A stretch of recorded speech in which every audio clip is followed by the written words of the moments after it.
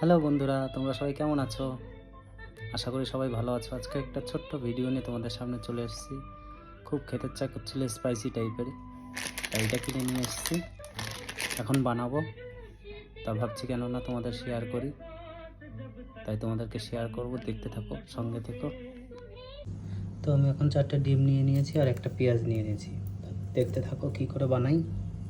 তো আমার ডিম ভাজা হয়ে গেছে, তো আর একটু তেল ঢেলে এই পেঁয়াজটা ভেজে নেবো হালকা করে। হালকা করে ভেজে নেব। তারপর পেঁয়াজটা হালকা করে কালার চলে আসছে, দেখো। এবার আমি জল ঢেলে দেবো। এই জল ঢেলে দিলাম পরিমাণ মতন। তো এটা খোলার পরে একটা কি, এটা জানি না, এটা আমরা সস পেয়ে গেছি। এবার এটা জলের ভিতর ঢেলে দেবো। জলের ভিতর ঢেলে দিলাম, দেখতে থাকো। আর একটু পরে সসটা দিয়ে দেবো। তো এই যে ফুটে গেছে, এখন সসটা ঢেলে দিলাম। জানি না কত স্পাইসি, স্পাইসি খেতে ইচ্ছে করছে বলে সসটা ঢেলে দিলাম।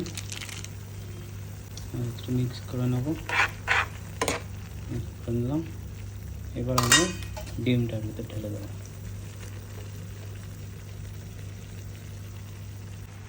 তো আমার খাবার রেডি হয়ে গেছে, দেখতে পাচ্ছ।